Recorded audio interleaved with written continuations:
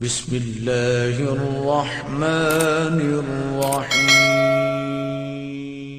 تو قرآن مجید میں بھی اسی طرح اب دیکھیے ایک جو بڑی مثال ہے جس کا کوئی انکار نہیں کرے، کوئی ضعیف روایت نہیں سنانے جا رہا ہوں، کیسے ریڈنگ کریں اور کیسے اللہ ذکر کرتا ہے اور اس کا انداز ذکر سمجھنے والے ہی سمجھتے ہیں۔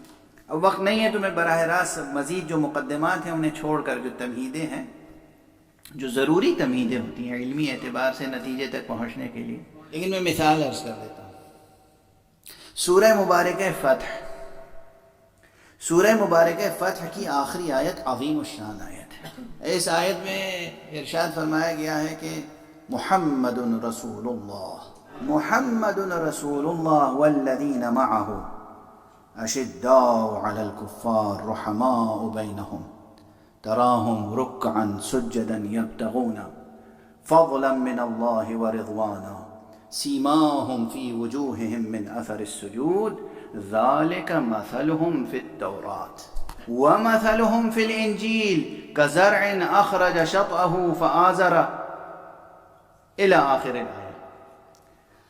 یہاں پر دو مثالیں اللہ سبحانہ و تعالی نے بیان فرمائی۔ یہ بتایا کہ دیکھو توریت میں ہم نے ان کا ذکر کس طرح کیا ہے اور انجیل میں ہم نے ان کا ذکر کس طرح کیا ہے، تو ہمیں خود خدا نے بتا دیا مثال دے کر کہ ہم نے اس طرح ذکر کیا ہے۔ قرآن مجید پڑھنے سے پہلے یہ دیکھیے کہ محمد اور ان کے ساتھیوں کا صلی اللہ علیہ وآلہ وسلم،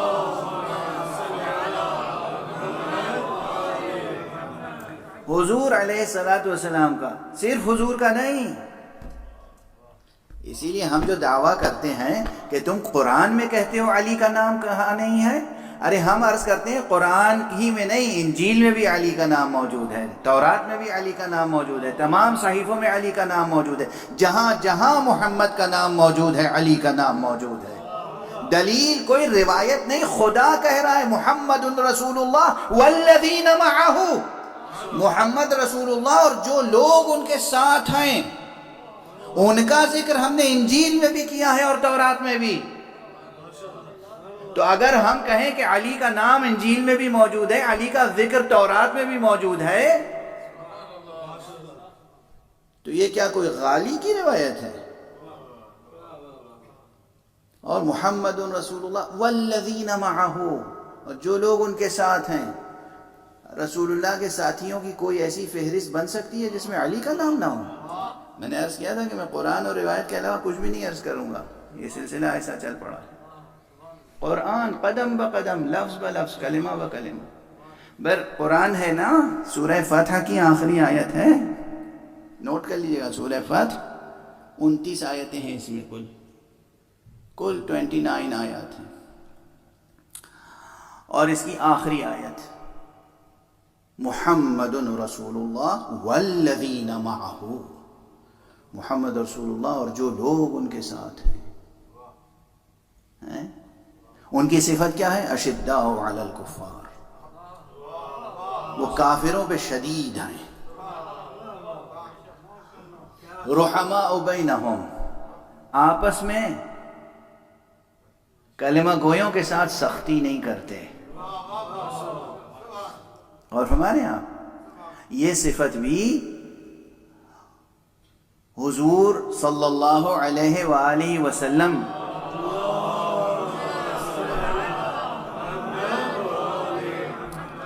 کی دعوت پر کلمہ پڑھ لینے والے ہر فرد پر نہیں صادق آتی، اس لیے کہ یہ صفت بھی وہاں صادق آتی ہے کہ جہاں واقعاً ہمیں یہ صفت نظر آتی ہے کہ کافروں پر شدید تھے، مگر کوئی کلمہ گو آتا تھا تو اس کے لیے شدت کا اظہار نہیں کرتے تھے، چاہے ان کا حق غصب ہی کیوں نہ کر لے۔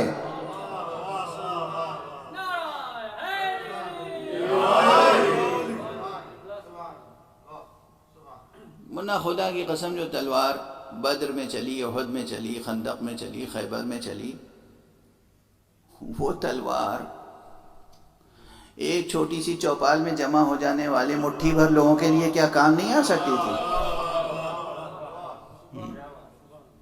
کام نہیں آ سکتی تھی،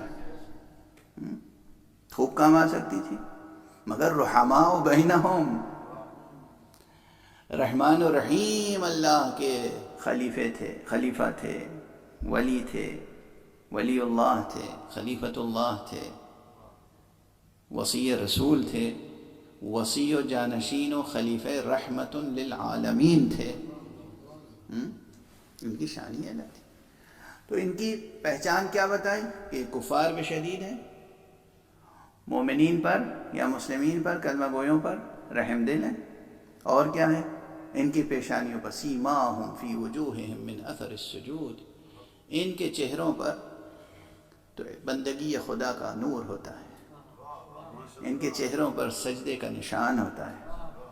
یہ ذالک مثلہم فی التورات، یہ ان کی وہ مثال ہے جو تورات میں ہے۔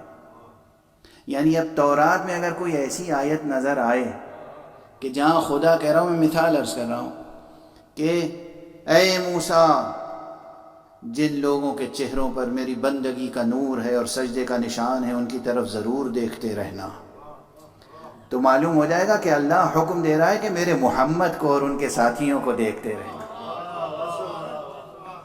کیوں؟ قرآن مجید کہہ رہا ہے، قرآن مجید نے کہا کہ وہاں ذکر ہی اسی انداز سے ہوا ہے۔ اب کوئی کہے کہ صاحب پیشانی پہ سجدے کا نشان، یہ کوئی تذکرہ ہوا، یہ کسی کا نام ہوا؟ اللہ جس طرح ذکر کرے اس کو اختیار ہے جس انداز سے بیان کرے۔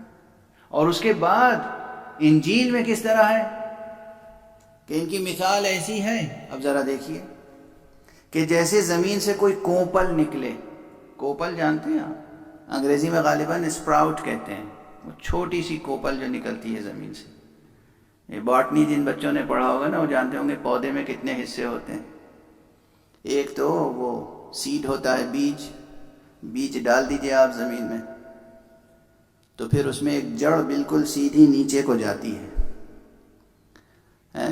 اس کے بعد کچھ سائیڈ میں جڑیں ہوتی ہیں، اور پھر اوپر جو نکلتی ہے زمین کے اوپر وہ کوپل کہلاتی ہے، سوئی کی طرح پہلے نکلتی ہے اسپراؤٹ، اس کے بعد وہ بڑھتی ہے، اسٹیم بنتی ہے، پھر اگر بڑا درخت ہے تو ٹرنک بن جاتا ہے، اور پھر اوپر برانچز نکلتی ہیں، اور ان برانچز میں سے بھی ٹوئگس پیدا ہوتی ہیں، اور پھر لیوز پیدا ہوتی ہیں، اور پھر اس ٹری کا کراؤن تیار ہو جاتا ہے۔ تو جناب والا، یہ پوری تمثیل قرآن مجید میں اللہ نے رکھی کہ ان کی مثال ایسی ہے کہ جیسے زمین سے کوپل پھوٹتی ہو، اور پھر وہ تنا اس کا مضبوط ہوتا ہو، اور پھر لہلہاتا ہو، ایسا کہ کفار کو غیظ آ جائے۔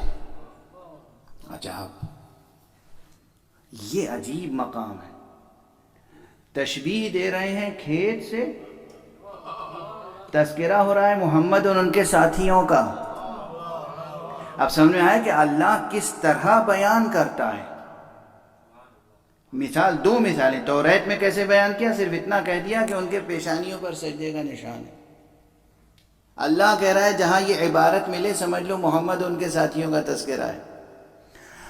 انجیل میں کیسے ہے؟ انجیل میں یہ درخت کی مثال ہے۔ اب آپ اگر اس اسلوب کو، اس اسٹائل کو، اس ایکسپریشن کو سمجھ لیں تو پھر ہم سے یہ نہیں کہیں گے کہ یہاں تذکرہ تو ہے لِيُخْرِجَكُم مِّنَ الظُّلُمَاتِ إِلَى النُّورِ، تاکہ وہ تمہیں ظلمتوں سے نور کی طرف لے جائے، اور آپ کہہ رہے ہیں کہ اس کا مطلب یہ ہے کہ ولایت علی کی طرف لے جائے۔ نہیں، یہ اسلوب وہی ہے،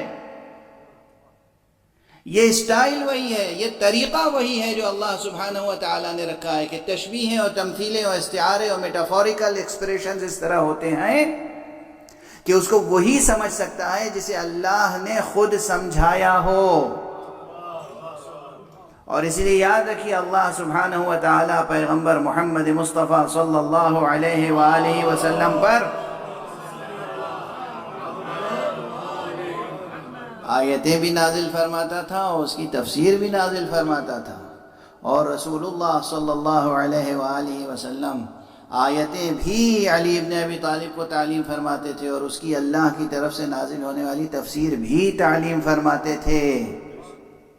اور اس لیے جب دربار عصمت سے کسی آیت کی کوئی تفسیر آئے تو اسے انکار نہ کیجئے، یہ نہ سمجھیے کہ غالیوں نے یہ تفسیر بیان کی ہے۔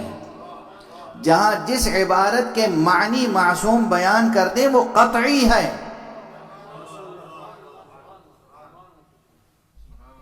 وقت کی محدودیت ہے۔